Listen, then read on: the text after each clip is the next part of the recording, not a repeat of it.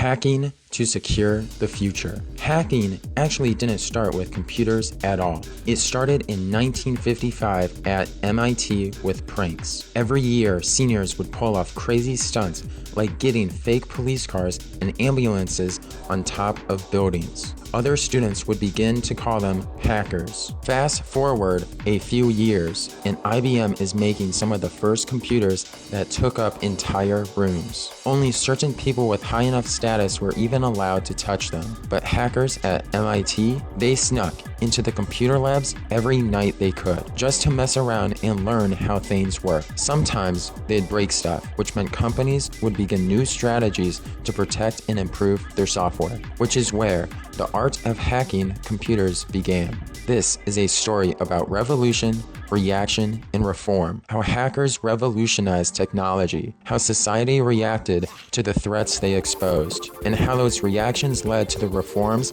that protect us today. But hacking wasn't just about computers. There was a whole underground scene with telephones too. People like Captain Crunch and even some blind people who had perfect pitch figured out they could make free international calls by just using the right tones. John Draper used a whistle that came in Captain Crunch cereal boxes. It made a perfect 2600 Hz tone that basically unlocked long-distance calling for free.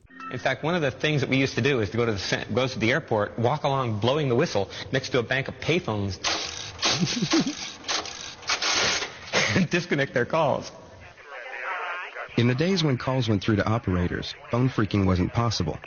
But as human switchboards were replaced by mechanical systems, different noises were used to trigger the switches. When phone companies tried to fix this by changing their tones, hackers made things called blue boxes that could replicate whatever tones they needed. This was a revolution in how people thought about technology. These hackers proved that systems everyone thought were secure could actually be broken. You just had to understand how they worked. Eventually, a news reporter found out about all of this and exposed Captain Crunch. Federal agents arrested him and he spent about 4 months in jail. After he got out and trying to keep quiet, Steve Jobs and Steve Wozniak hunted him down because they wanted to learn from him. To them, he was basically a treasured genius. And what he taught them helped shape the future of Apple and a group called the Homebrew Computer Club. The Homebrew Computer Club was a group of hackers who wanted to study computers and make them work better.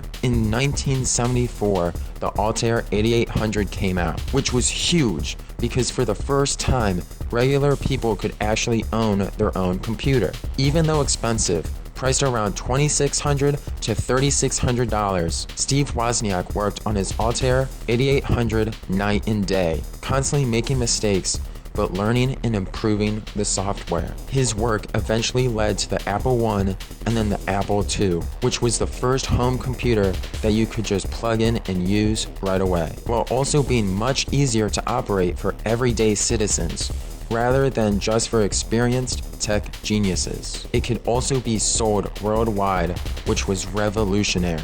These early hackers revolutionized personal computing. They took technology that was locked away in corporate labs and universities and made it accessible to everyone.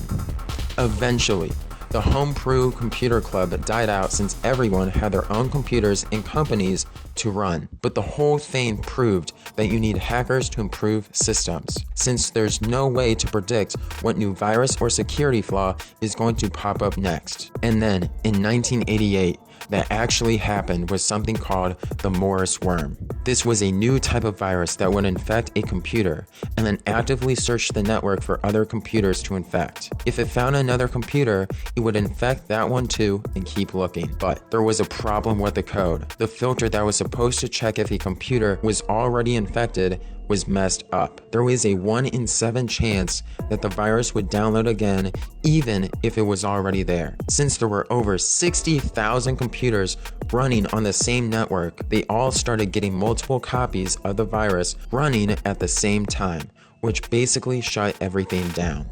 Everyone had to shut down their computers at once, clean them, and only turned them back on once they were sure no other computer still had the virus. Since they were all on the same network, if even just one computer had it, the virus would start to infect instantly. The guy who made it said he was just trying to map out how many computers were on the network, but would still get federally charged. This was one of the first major reactions to hacking.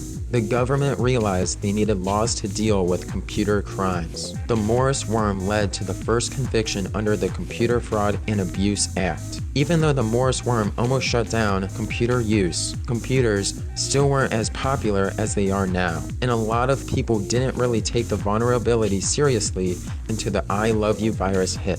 On May 4th, 2000, the I Love You virus spread across the entire world in just a few days. It caused an estimated $3 to $10 billion in damage, mostly because of how much it cost to hire people to remove the virus from everyone's computers. The virus was hidden as a text file attachment, but it actually had malicious code behind it. Microsoft's operating system at the time was built more for functionality than security, which made it really easy for the virus to spread. The way it worked was pretty simple but effective. Someone would get an email that looked like a love letter. When they opened the attachment that said, I love you, the virus would download itself without them knowing. Then it would scan their email contacts and send copies of itself to everyone they knew, spreading like crazy.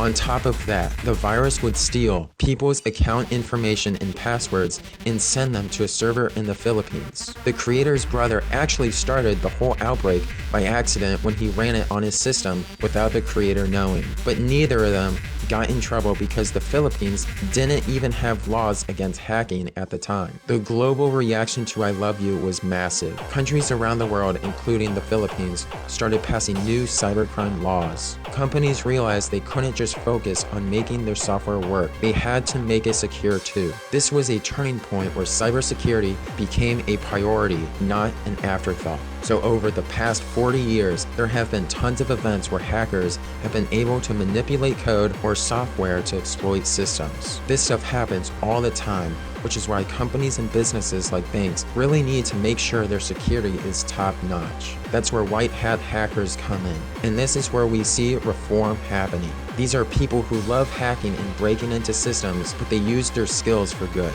They will try to break into a company's systems without the employees knowing, and then they'll leave messages or clues showing how they got in. After they are done, they will report back to whoever's in charge and educate the employees on what needs to be improved. This is reform in action. Instead of waiting for criminals to exploit vulnerabilities, companies are actively hiring hackers to find and fix problems first. This helps companies protect themselves against actual criminals who want to steal private information or data that they can then sell to other people. The reform didn't stop there. Bug bounty programs became a thing, where almost anyone can sign up and try to find holes in someone's website or software and get paid for it. Companies went from arresting hackers to paying them. Even though there are software engineers working on security every day, it's pretty much impossible to predict the next virus or data breach that could expose millions of people's information. We're even seeing AI being used to create new malicious software now. An AI can accept hidden commands